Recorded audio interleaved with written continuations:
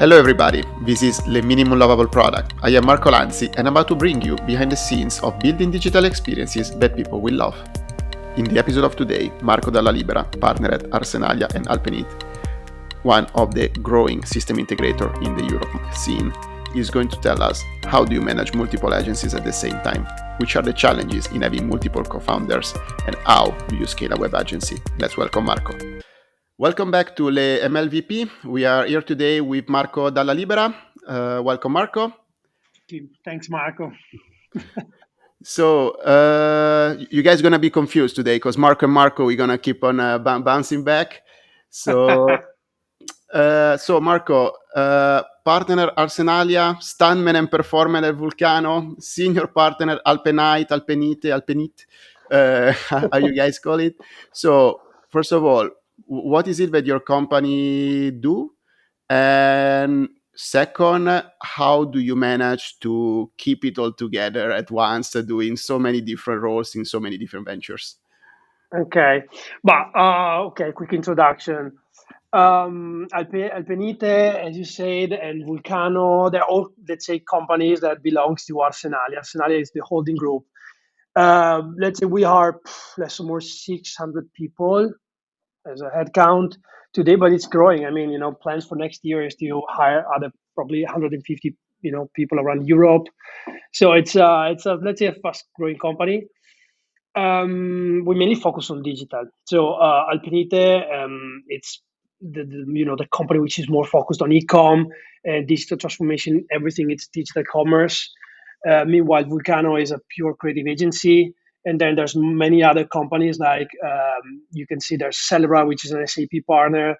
Amplies, which is not even listed in my LinkedIn profile, but it's a new company which is 100% focused on Salesforce. Altitudo, and it's a Microsoft partner. So let's say there's many technology-driven companies, SIs. So we do, system integration, plus some other companies like Vulcano or Relevate, mainly focused on consulting. Vulcano is a creative agency. Relevate, it's performance marketing. So mainly digital consulting, system integration.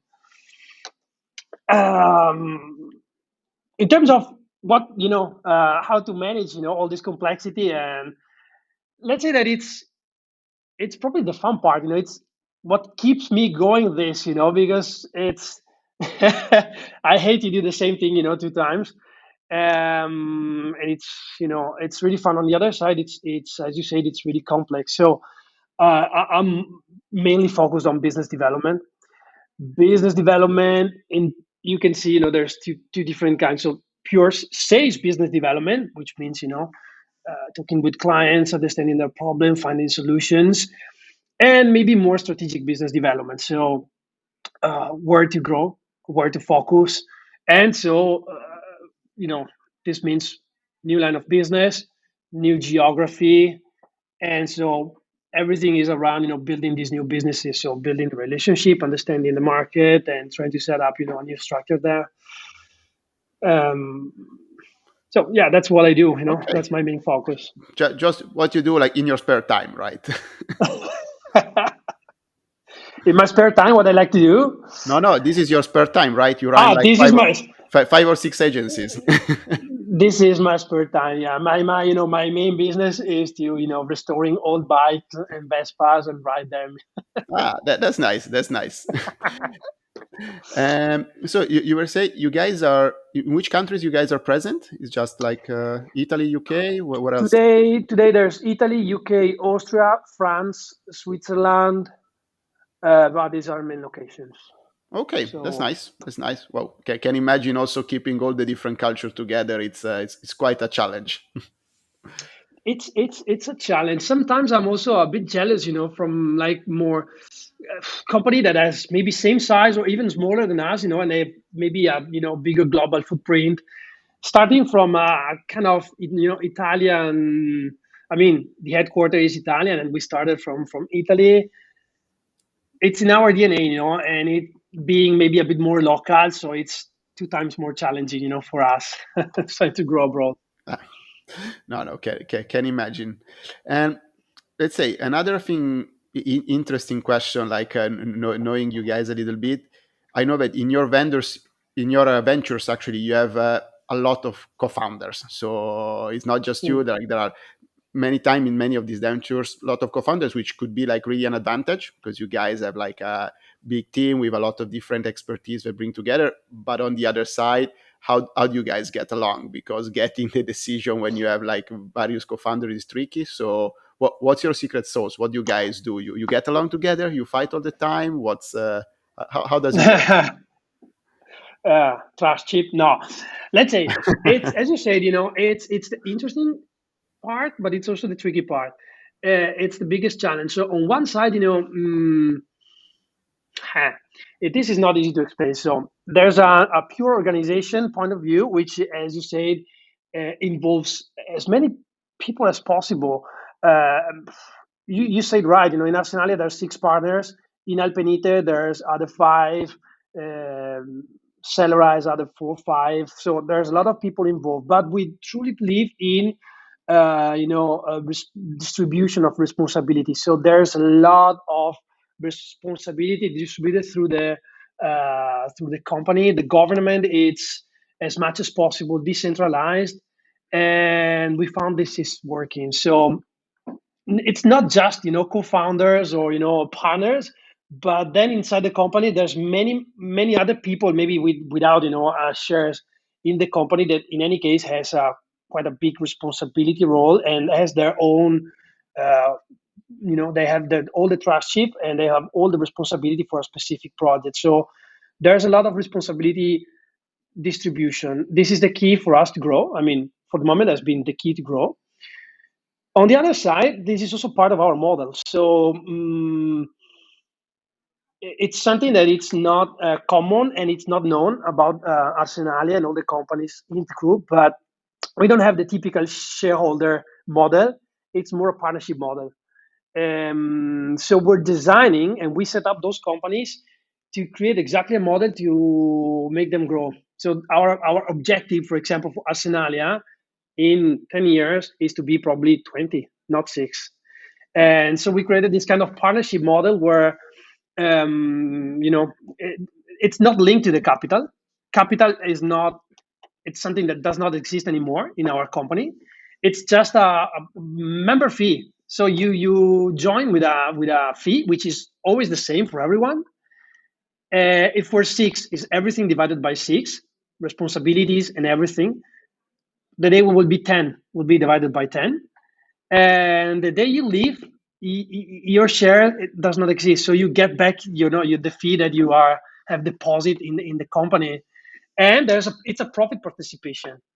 So the idea is exactly to not, don't be in the position. Maybe we've been we've seen so many. I mean, it's the digital business is it's small. We know each other.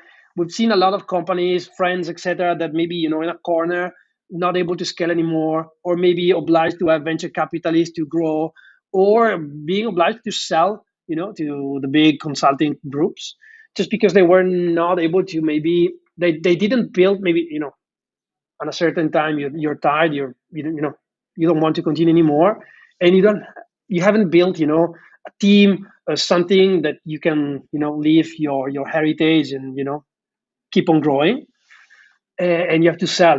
So this is the design we have in mind. I'm not sure it's going to work. It's a sort of experimental way of working, but let's see. No, I think like kudos to that because it's definitely like a different way to tackle one of the problem that are like a lot of the, let's say, a lot of the agencies have. Like they start to grow 1 or 2 people, then when you hit a certain barrier, how do you scale up more? Like Yeah. it's a problem that like many agencies have, as you said. Then either you need to get some funds in, means that you're not the decision maker anymore, or actually shift a little bit, or you need to sell. And as you said, like if you want to, it's difficult to have something that then last. You see many companies, as you said, that like Yeah. come grow, they cannot scale, and then they need to take different path. So I think it's a Yeah. really interesting model. It's that's two main pillars. On one is the capital. If you link to capital, uh, having someone growing internally means selling shares, etc., which it's not accessible. And the second, it's in culture. So if you don't start since the beginning, distributing responsibility and having people that grows in your organization, there would be always a kind of a gap. Yeah. So the day that the drivers leave, no one else can drive. Or No, that's really true. I think it's really interesting. It's if let's say make me think of the, let's say, model, but maybe like the, let's say the law firm has, or like right, it's that's like exactly the inspiration. you buy a chip to get in. At some point you can make partner, but you maybe don't have the money to buy in because the firm is super big, but you're kind of like allowed to get the chip to the table. When you go out, you take out your chip. It's an interesting model. I think it's will be nice to see, and hope you guys like are able to make it a reality. But let's have another let's have another session in a couple of years. What sounds be good. next? Sounds good. So let's say on all these on all these ventures, all these things that they say the different, say, consultancy or system integrator company you're in, and that, let's say, gravitate around digital, especially, let's say, in the last 2 years when digital exploded. Uh, what do you see the issues that customers come to you? Like, are they evolving? Are they changing? Are they the same? Is just like bigger and bigger, more and more, or like they are also evolving over the course of the years? Hmm. That's interesting. So there's for sure there's some topics that still the same. So um, I see digital. It's not. I mean, okay, it's something that it's still new, but let's say it's consolidated. So there should be some experiences, way to approach. And still, I see companies struggling in finding the right organization, or maybe they're still too attached, to all kind of organizations, not able to, because of. I mean, there's many that there could be multiple reasons, but I still see companies that are not able to evolve from an organization point of view. And maybe they see themselves then maybe overtaken by younger companies that scale up so quickly because they don't have maybe heritage, mechanism, or uh, ancient way of working that needs to be changed. That's a problem which is something that I still see in 2021, and probably we Okay. will continue to see for a long time. And on the other side, I see that sometimes there's um, kind of a confusion. So the role of digital is changing constantly. You go to this also events that talks about digital, and every couple of years there's a different role attributed to digital, and still is not clear which is the right one. um,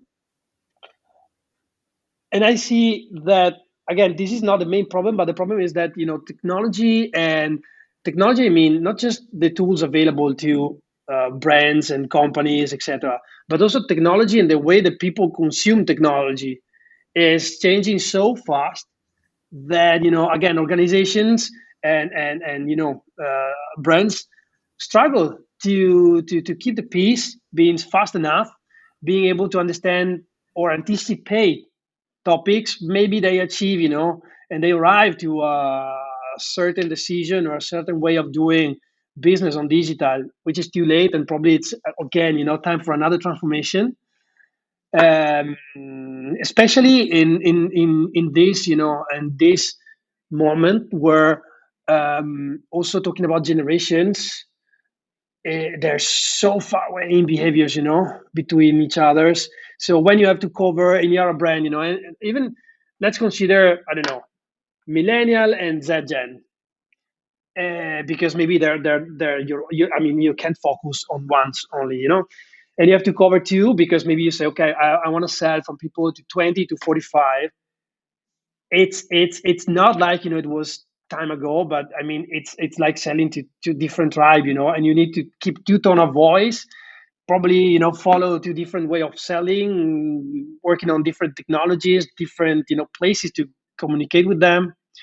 So that's what I see. It's on one side, same topics that keeps on going, but probably and probably today even more, because changes requires even faster reactions.